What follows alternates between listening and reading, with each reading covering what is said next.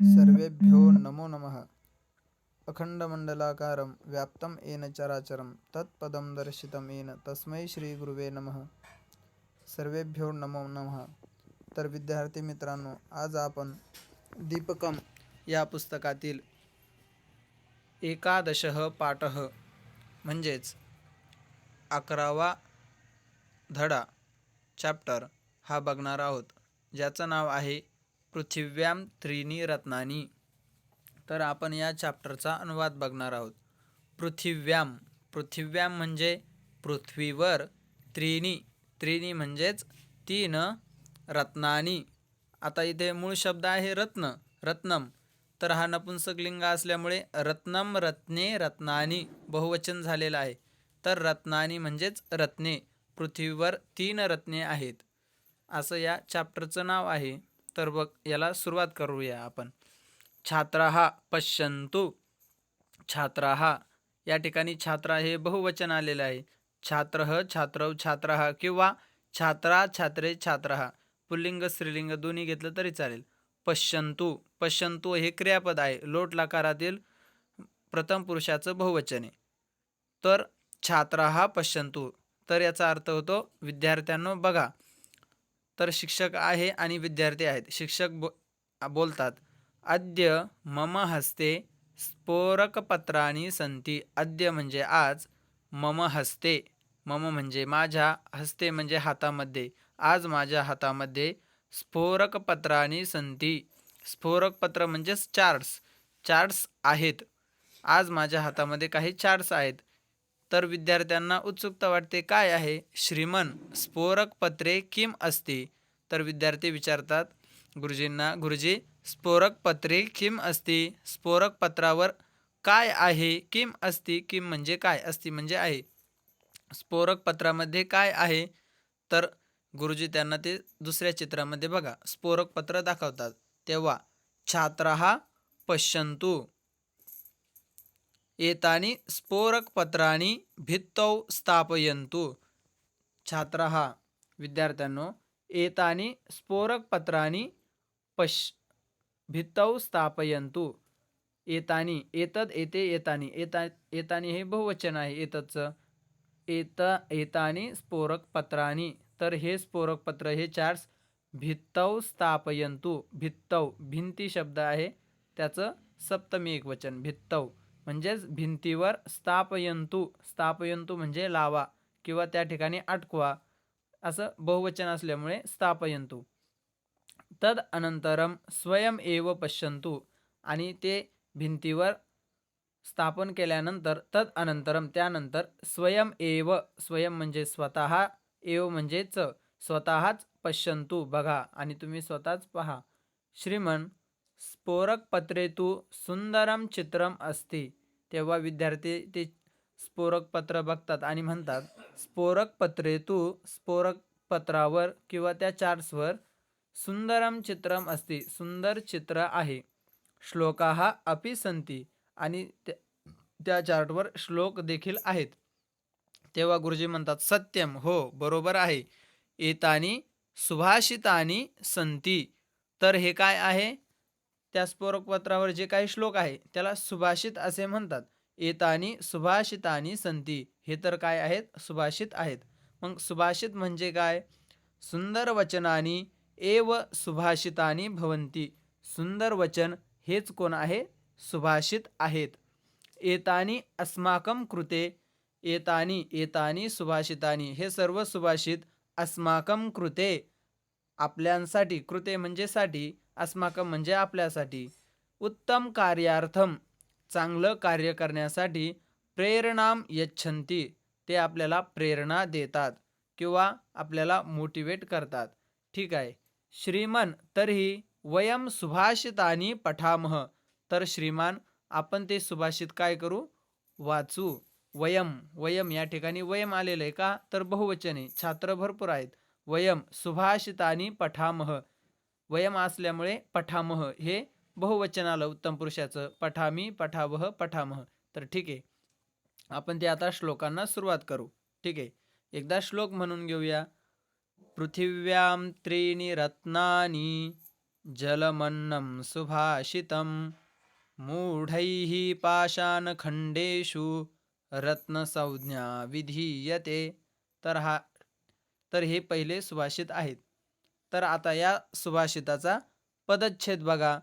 पदच्छेद म्हणजे काय? पदांचा विच्छेद करणे. ज्या ज्या ठिकाणी संधी झालेली आहे किंवा दोन शब्द एकत्र आलेले आहेत त्यांचा विच्छेद करणं, त्यांना बाजूला करणं, त्याला पदच्छेद म्हणतात. मग बघा, पृथिव्याम त्रीणी रत्नानी.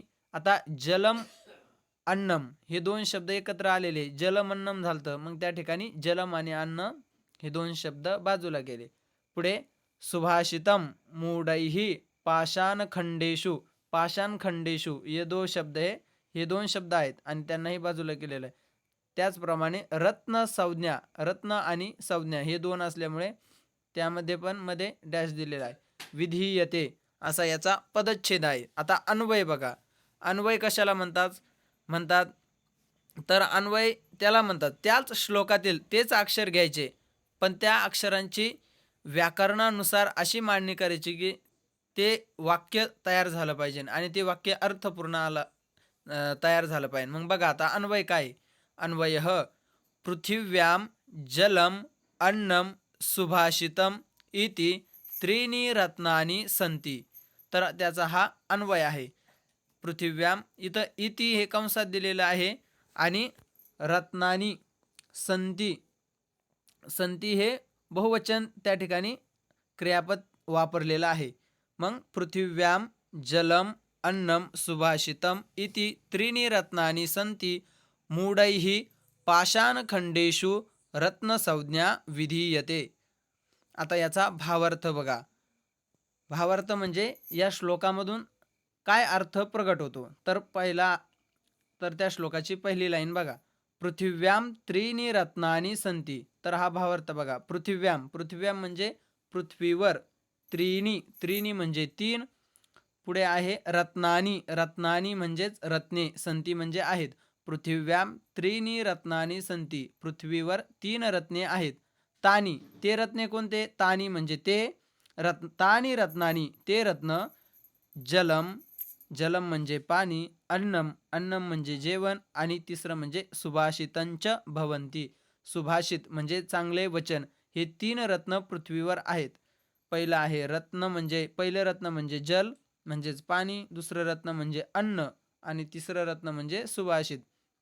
परंतु किंतु मूर्खजनाः, काही मूर्खजन तू पाषाणखंडान रत्नानी इति वदंती.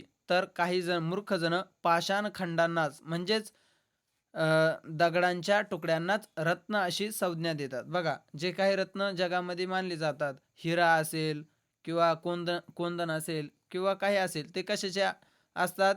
तर ते घनत्व जास्त असलेले दगडच असतात. मग त्या दगडांच्या तुकड्यांना मूर्खजना त्यांना जे त्या हिऱ्यांना यांना किंमत देतात जास्त, तर ते त्यांना काय या ठिकाणी मूर्ख म्हणलेलं आहे. किंतु मूर्खजन त्या पाषाणखंडांनाच म्हणजे हिऱ्या मोत्यांनाच रत्न असे म्हणतात. परंतु वास्तविक पाहिले तर रत्न कोणते आहेत? जलम अन्नम सुभाषितंच भवंती. तर पृथ्वीवर जल, अन्न, सुभाषित असे तीन रत्न आहेत. अशा प्रकारे हा श्लोक आहे. आता हा श्लोक बघितलेला आहे. आता या श्लोकातील प्रत्येक पदाचा आपल्याला व्याकरण परिचय बघायचा आहे. तर व्याकरण परिचय बघा. पहिला शब्द आहे पृथिव्याम. तर मूळ शब्द आहे पृथ्वी आणि पृथ्वी हा शब्द स्त्रीलिंग आहे. स्त्रीलिंगामध्ये पृथिव्याम हे सप्तमी एक वचन आहे आणि त्याचा अर्थ होतो पृथ्वीपर म्हणजेच पृथ्वीवर. दुसरा आहे त्रीणी. तर मूळ शब्द आहे त्रि आणि हा शब्द आहे नपुंसकलिंग. नपुंसकलिंगामध्ये याची प्रथमा, द्वितीया याचं बहुवचन होतं त्रीणी, तर त्याचा अर्थ होतो तीन. पुढचा शब्द आहे रत्नानी.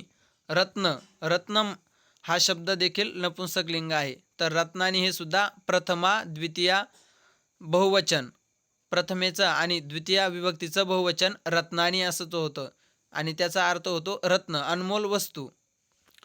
पुढे आहे जलम म्हणजे पाणी.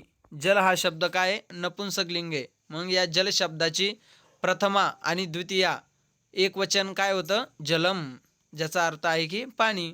पुढं आहे अन्नम. अन्न हा शब्द देखील नपुंसक लिंगात आहे, ज्याची प्रथमा द्वितीया एकवचन होते अन्नम, त्याचा अर्थ होतो भोजन किंवा अनाज. 6वा शब्द आहे सुभाषितम. सुभाषित हा शब्द पण देखील नपुंसक लिंगामध्ये आहे.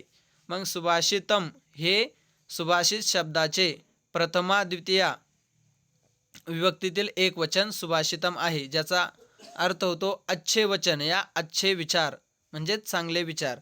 7वा शब्द आहे मूढैही. आता मूळ शब्द आहे मूढ, जो की पुल्लिंग शब्द आहे. मग त्या मूढ शब्दाचा तृतीया बहुवचन होते मूढैही. जसं आपण रामेन रामाभ्याम रामैही म्हणतो, तसंच मूढेन मूढाभ्याम मूढैही. तर त्याचा अर्थ होतो मूर्खोकेद्वारा, अर्थात मूर्खांकडून. पुढचा शब्द आहे पाषाणखंडेषु. मूळ शब्द आहे पाषाणखंड, जो की पुल्लिंग शब्द आहे. आणि त्या पाषाणखंड शब्दाची सप्तमी बहुवचन आहे पाषाणखंडेषु. जसं आपण म्हणतो रामे रामयोः रामेषु, त्याचप्रमाणे पाषाणखंडे पाषाणखंडयोः पाषाणखंडेषु म्हणजेच सप्तमी बहुवचन, ज्याचा अर्थ होतो पत्थर के टुकड़ों में म्हणजेच दगडाच्या तुकड्यांमध्ये. 9वा शब्द आहे रत्नसंज्ञा. रत्नसंज्ञा हा मूळ शब्द आहे, जो की स्त्रीलिंग आहे. मग रत्नसंज्ञाची प्रथमा एकवचन काय होते? रत्नसंज्ञाच, जिचा अर्थ होतो रत्न का नाम म्हणजेच रत्नाचे नाव. 10वा आहे क्रियापद विधीयते. विधीयते म्हणजे विधीयतेमध्ये वि हा उपसर्ग आहे आणि धा हा मूळ धातू आहे आणि लकार येतो लट लकार. इथं कर्मवाच्यच म्हणजे त्याला आत्मनेपदे म्हणलं जातं. परस्मैपदेमध्ये शेवटी ती असतो, जसं पठती, पठतीमध्ये ती असतो, पण इथं ते आहे म्हणून हा आत्मनेपदे कर्मवाच्य आहे. आणि पुढं होतो त्याचा पुरुष आहे लट लकारातील, हे प्रथम पुरुषाचे एक वचन आहे विधीयते, ज्याचा अर्थ होतो किया जाता है या दी जाते, म्हणजेच मूर्खांकडून त्याला रत्नसंज्ञा दिली जाते किंवा त्याचं रत्नसंज्ञा असं विधान केलं जातं. याप्रमाणे याचा व्याकरण परिचय आहे. तर व्याकरण परिचय आपल्याला व्यवस्थित समजून घ्यायचा आहे, जेणेकरून आपल्याला कुठेही अडचण येणार नाही. ठीक आहे, याप्रमाणे या श्लोकाची व्याख्या आहे. हा श्लोक आपण पुढच्या भागात बघूया. धन्यवाद.